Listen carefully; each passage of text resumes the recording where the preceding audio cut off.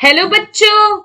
Let's read the question. At which stage of mitosis the two daughter chromatids separate from each other, migrate towards the opposite pole, and are now referred to as chromosome of the future daughter nuclei? Option A prophase, option B metaphase, option C anaphase and option D telophase. So question में क्या कह रहा है कि mitosis का वो कौन सा स्टेज है जिसमें जो दो डॉटर्स क्रोमेटिड होते हैं क्रोमोसोम के वो एक दूसरे से सेपरेट हो जाते हैं और अपोजिट पोल के टुवर्ड्स मूव करते हैं।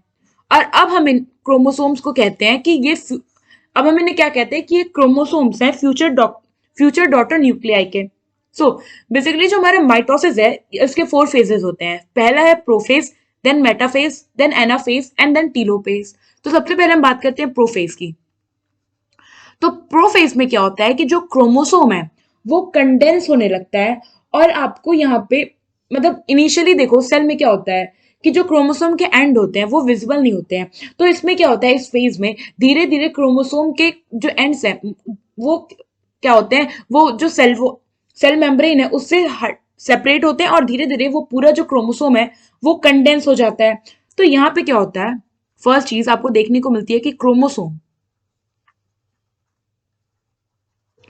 कंडेंसेशन,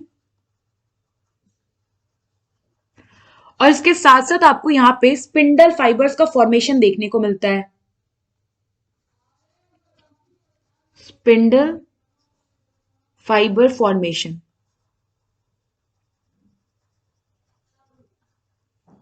ना सेकेंड फेज अगर आप देखो तो सेकेंड फेज होता है मेटाफेज। मेटाफेज में क्या होता है कि ईच जो क्रोमोसोम होता है वो क्या करते हैं वो आके अलाइंड हो जाते हैं मेटाफेजिक प्लेट कह लो या फिर इक्वेटोरियल प्लेट कर लो। तो बेसिकली वो इक्वेटर पे आके अलाइन हो जाते हैं और वो उतना जो एरिया है हम उसे कह रहे थे कि वो मेटाफेजिक प्लेट है या इक्वेटोरियल फेज है। और इस फेज में ईच क्रोमोसोम का जो क्रोमेटिड होता है वो स्पिंडल फाइबर उसके काइनेटोकोर पे अटैच होता है और फिर वो अपोजिट पोल पे अटैच होता है। सो मेटाफेज में आपको क्या देखने को मिलेगा that each chromatid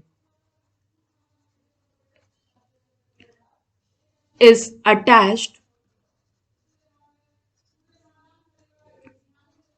to spindle fiber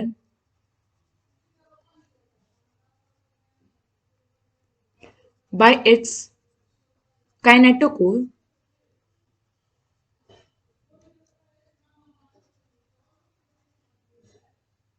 from both the poles। सो हम यहाँ क्रोमेटिड ने क्रोमोसोम कर ले रहे हैं क्योंकि बोथ द पोल से अटैचमेंट है तो ये हो गया हमारा क्रोमोसोम। और ईच क्रोमेटिड जो होता है वो क्या होता है एक पोल से कनेक्टेड होता है। और इसके साथ साथ हमें क्या देखने को मिलता है, equate chromosome align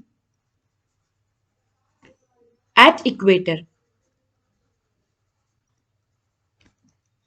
now third है हमारे पास phase which is anaphase.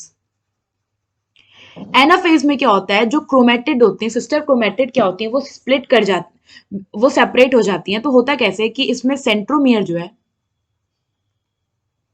Split कर जाता है। सेंट्रोमियर स्प्लिट करता है जिस वजह से क्या होता है sister chromatids sister chromatids separates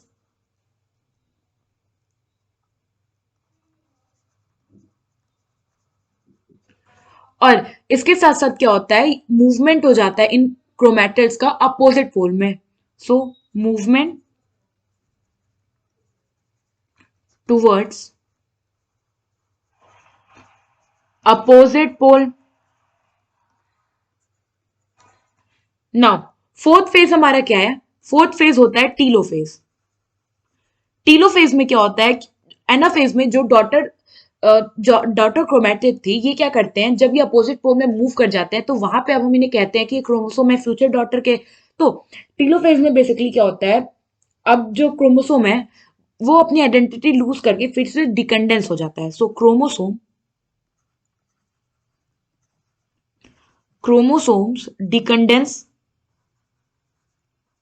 as well as nuclear membrane का फॉर्मेशन हो जाता है, न्यूक्लियर मेम्ब्रेन